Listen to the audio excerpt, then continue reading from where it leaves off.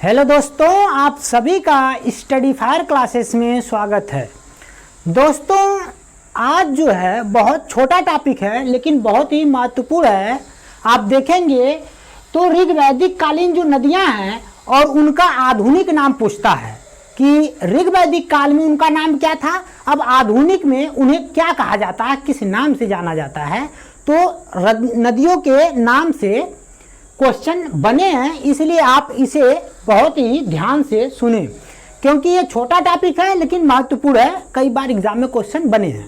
तो आइए बात करते हैं कि आधुनिक नाम क्या है और प्राचीन नाम क्या है नदियों का, यानी आधुनिक इस समय क्या है और इनका प्राचीन नाम क्या रहा है। ठीक है, देखिए आधुनिक गोमती कहते हैं गोमती नदी को, लेकिन आप देखेंगे तो इसका पुराना नाम जो है गोमल है। तो पूछेगा कि गोमती का पुराना नाम क्या था, तो आप कहेंगे गोमल। ठीक है, उसी तरह से पूछता है काबुल का, तो कहेंगे कुंभा। यानी काबुल का जो है आधुनिक नाम जो काबुल है इस समय, उसका पुराना नाम क्या है, कुंभाउस। उसी तरह सिंधु नदी की बात करें तो उसका पुराना नाम सिंध है। अब दोस्तों यहां तक तो ठीक था क्योंकि यहां तक उतना पूछा नहीं है, लेकिन ये जितना बताऊंगा इसको आपको ध्यान रखना है क्योंकि ये कई बार क्वेश्चन यहां से उठाया है। पहला ब्यास, जो ब्यास नदी है उसका पुराना नाम पूछा है क्या है, तो आप कहेंगे बिपाशा।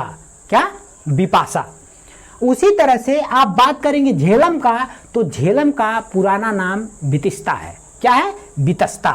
तो पहला ब्यास का बिपाशा और झेलम का बितस्ता। अब आइए चेनाब का बात करते हैं, तो चेनाब का पुराना नाम आस्किनी है। क्या है, आस्किनी। तो आपको याद रखना है कि चेनाब का पुराना नाम आस्किनी है। चेनाब क्या है, नदी है। झेलम भी क्या है, नदी है। तो नदियों का ही पुराना नाम मैं बता रहा हूं। अब आ जाइए घग्गर नदी की बात करते हैं, तो घग्गर नदी का जो पुराना नाम है वह दृश्य दती है। क्या है, दृश्य दती। तो आपको याद रखना घग्गर का पुराना नाम दृश्य दती है। उसी तरह से राबी का पुराना नाम जो है परूसड़ी है। ये पूछ चुका है दोस्तों, ये और ये तीन जो ब्यास, झेलम, चेनाब और राबी, इनका आ चुका है।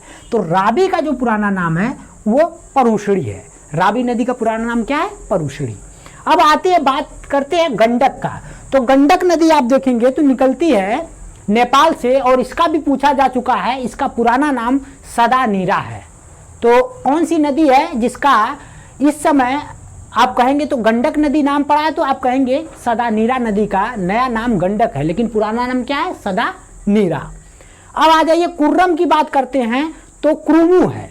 क्या पुराना नाम है, क्रूमू। थोड़ा से चेंज हुआ है। और आप बात करेंगे लास्ट में जो नदी बची है वह सुवास्तु नदी बची है और सुवास्तु नदी का पुराना नाम स्वात है। आपको याद रखना क्या नाम है, स्वात। तो ये नदियां हैं जिसमें से गंडक का सदा नीरा आपको याद रखना है, ब्यास का बिपाशा, झेलम का बितस्ता और चेनाब का आस्किनी, घग्गर का दृश्यदती और राबी का परूसड़ी। ये याद रखना है। ये का आप चाहे तो गोमती का गोमल और काबुल का कुंभा। बाकी सिंधु का सिंध नहीं पूछता उतना, तो आप याद न भी रखे तो ठीक है। ये बात रही थी दोस्तों ऋग वैदिक कालीन नदियां व आधुनिक नाम की, यानी क्या था पुराना नाम, क्या है नया नाम। लेकिन अब बात करेंगे जो प्राचीन शहर हैं उनके आखिरकार पुराना और नया नाम क्या है, क्योंकि इनसे भी क्वेश्चन बन चुके हैं। आप देखेंगे कई बार क्या होता है, इतिहास में नाम चेंज होते रहते हैं। नए नए राजा आते हैं, अपना नाम जो है चेंज करते रहते हैं या अपने नाम से ही नाम रख देते हैं। तो इसलिए आप इनको ध्यान रखें, कुछ महत्वपूर्ण हैं उन्हीं पर बात करेंगे, ज़्यादा नहीं, वैसे तो बहुत नाम है। तो बात करेंगे हैदराबाद का, तो हैदराबाद का देखिए इस समय हैदराबाद है लेकिन इसका पुराना नाम भाग्यनगर है। क्या नाम है, भाग्यनगर। तो आपको याद रखना है कि भाग्यनगर नाम किसका है, तो आप कहेंगे हैदराबाद का। ठीक दोस्तों, अब नीचे आइए भोपाल की बात करते हैं, तो भोपाल का पुराना नाम भोजपाल है। क्या, भोजपाल। पुराना नाम भोजपाल था, अब पड़ गया है भोपाल। अब आइए अहमदाबाद की बात करते हैं, तो अहमदाबाद का जो पुराना नाम था वो था कर्णावती। क्या, कर्णावती नाम है। तो अहमदाबाद का पुराना नाम कर्णावती था, तो आप सिंपली याद रख सकते हैं। अब लखनऊ की बात करते हैं, तो इसका लक्ष्मणपुरी था। इसका पुराना नाम क्या था, लक्ष्मणपुरी।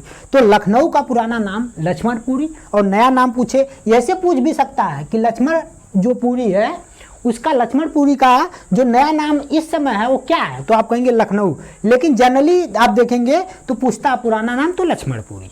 ठीक, अब आइए आगे बढ़ते हैं।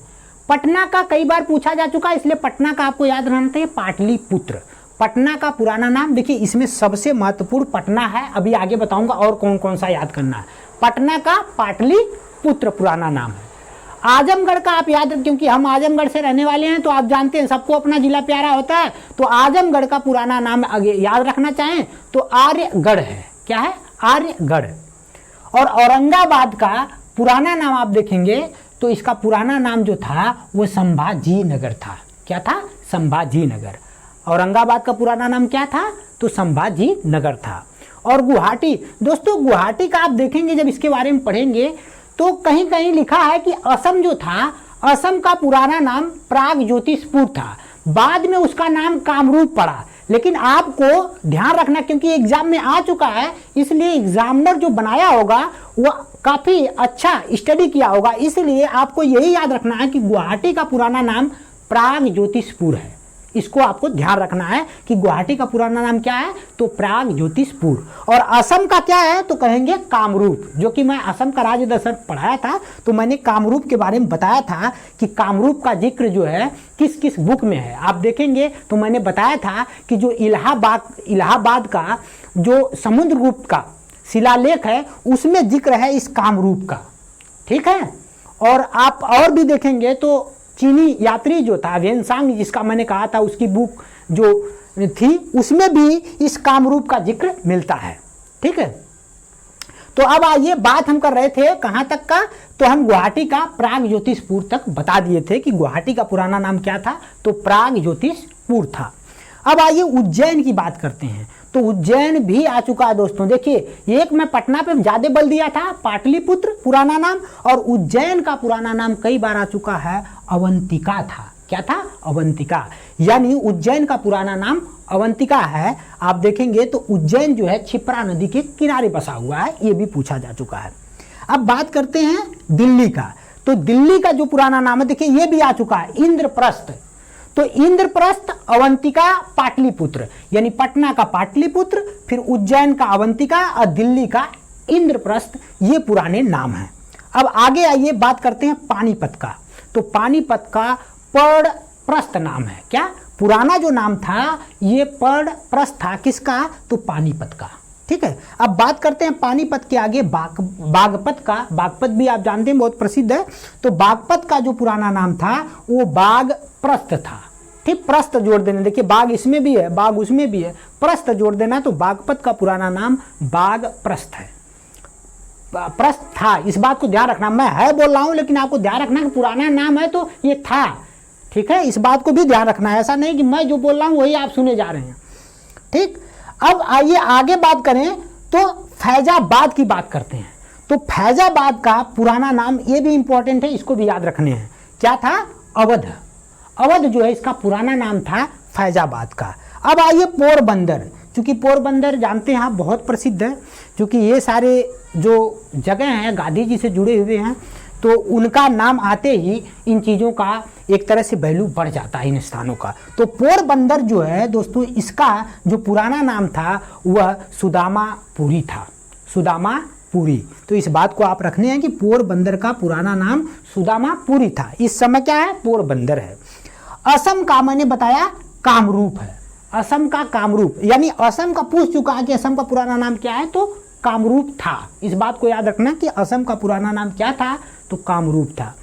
दोस्तों इसमें याद कौन कौन सा रखना, एक असम का कामरूप, ठीक, दूसरा फैजाबाद का अवध, और तीसरा आपको उज्जैन का अवंतिका, चौथा दिल्ली का इंद्रप्रस्थ, और पांचवा पटना का पाटलिपुत्र, और आप चाहें तो औरंगाबाद का भी रख सकते हैं, संभाजी नगर।